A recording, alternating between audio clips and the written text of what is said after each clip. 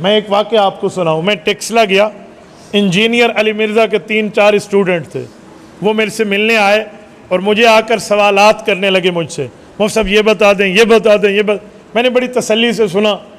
وجہ یہ ہے کہ اہل سنت حق پر ہیں تو ہمیں کوئی فکر نہیں ہوتی کسی قسم کا بھی. بھئی دلیل ہمارے پاس ہے, ان کے پاس چرب زبانی ہے تو وہ چرب زبانی ہم منٹ میں یوں پکڑ سکتے ہیں, ہمارے لیے پرابلم نہیں ہے. جب انہوں نے 3-4 سوال کر لیا نا, میں نے کہا اب سنو بیٹا, میں آپ سے بھی 1-2 باتیں کرتا ہوں, آپ کے سوالات کا خلاصہ کیا ہے مجھے یہ بتا دو. تو انہوں نے کہا جی ساڑھے سوالات کا خلاصہ ہے. وہ کہنے لگے ہمارے سوالات کا خلاصہ یہ ہے کہ امام بخاری بہت بڑے عالم ہیں. میں نے کہا جی ہاں. کہتے آپ بھی مانتے ہیں. تو امام ابو حنیفہ امام بخاری کے خلاف بات کیوں بتاتے ہیں؟ امام بخاری والی بات مان لیں امام ابو حنیفہ. میں نے کہا ٹھیک, اب میں کچھ کہوں؟ کہتے جی ہاں. میں نے شروع میں ان کو تھوڑا اپنے اوپر حاوی کرنے کے لیے راستہ دیا. میں نے کہا بات تو آپ کی ٹھیک ہے کہ امام بخاری بہت بڑا آدمی ہے, تو امام ابو حنیفہ رحمۃ اللہ کو چاہیے تھا کہ اس محدث کی بات مان لیں جس نے صحیح بخاری جیسی کتاب لکھی ہے. اب وہ تھوڑے ہنسے گئے, مولوی ساڑھے چاکی آ گیا, ہو گئی بات. میں نے کہا جی. میں نے کہا آپ کو پتہ ہے امام بخاری کب پیدا ہوئے اور امام ابو حنیفہ کب فوت ہوئے؟ اچھا ان کو کوئی نہیں پتہ. کہتے جی نہیں. میں نے کہا آپ کا امام ہے گوگل, ذرا گوگل کر لو, گوگل پہ چیک کرو امام ابو حنیفہ کب فوت ہوئے. انہوں نے گوگل سے کتابیں نکالی, چیک کیا, کہنے لگے جی 150 ہجری میں فوت ہوئے. میں نے کہا اوکے, اب دیکھو امام بخاری پیدا کب ہوئے.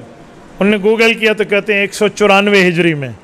میں نے کہا یہ بتاؤ امام ابو حنیفہ کو فوت ہوئے جب آدھی صدی پوری ہو رہی تھی, اس وقت امام بخاری پیدا ہوا ہے. اب بتا بڑا امام کون ہے؟ یقین مانے ان کی ٹیک جا کر یوں لگی. میں نے کہا بیٹا تمہیں پٹی انجینئر نے یہی پڑھائی ہے. امام ابو حنیفہ امام بخاری کی مانتا. بابا امام بخاری تو ابو حنیفہ کے فوت ہونے کے آدھی صدی بعد پیدا ہوا ہے. تو اچھا مول صاحب بات تو آپ کی ٹھیک ہے, ہم نے اس پہ غور کبھی نہیں کیا. میں نے کہا بھائیو آپ کی غلطی یہ ہے کہ آپ ایک انجینئر کے پاس گئے ہیں. انجینئر کے پاس جاؤ, اگر وہ الیکٹریکل انجینئر ہے وہ آپ کو بجلی کی تاریں بتائے گا کہ وائرنگ کیسے لگے گی. اگر وہ سول انجینئر ہے تو وہ آپ کو بتائے گا کہ اس چھت پر کتنی بوری سیمنٹ لگے گی. اگر وہ میکینیکل ہے تو آپ کو بتائے گا کہ یہ جو کسی مشین کی میکینزم ہوتا ہے یہ کیسے چلے گا. اور اگر وہ عالم ہے تو وہ بتائے گا آپ کو کہ مسئلے کیسے بتاتے ہیں. آپ کے انجینئر صاحب عالم ہے؟ ہاں مسئلے تو بتاتے ہیں. میں نے کہا 1 منٹ, عالم ہے؟ عالم ہونے کے 8 سال پڑے جاتے ہیں. 8 سال. پہلے سال کا نام ہے اولا, دوسرا ثانیہ, تیسرا ثالثہ, چوتھا رابعہ, پانچواں خامسہ اور چھٹا سادسہ, ساتواں سابعہ, آٹھواں ثامنہ دورہ حدیث. 8 سال پڑے جاتے ہیں.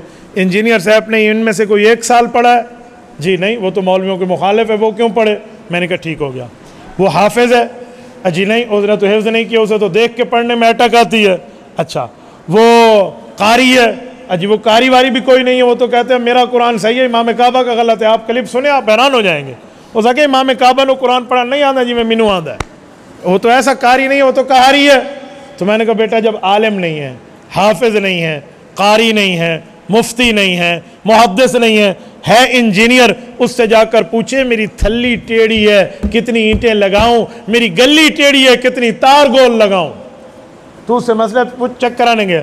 ہاں وہ انجینئر ہونے کے ساتھ عالم ہوتا تو ضرور اس کی بات سنتا. ہمارے ہاں حضرت مولانا پیر ذوالفقار احمد نقشبندی دامت برکاتہم عالم بھی ہیں انجینئر بھی ہیں. آج تک کسی نے اعتراض کیا ہے؟ جی نہیں. عالم بھی ہیں انجینئر بھی ہیں, بالکل ٹھیک ہے. وہ عالم ہوتا تو بات ہوتی. اب میرے نوجوان کی غلطی یہ ہے کہ وہ اس کے پاس پہنچ گیا ہے جو صرف انجینئر ہے. اگر آپ اپنوں کے پاس بیٹھے ہوتے, جیسے میں نے ہاتھ اٹھانے کی بات کی ہے کہ آپ یہاں یہ حدیث آپ نے یوں سمجھا ہوتا, کبھی آپ گمراہ نہ ہوتے. حضرت مولانا کا آج کا پروگرام رکھنے کا مقصد یہی ہے کہ بھائیو اپنے مذہب کو دلائل کے ساتھ سمجھ جاؤ.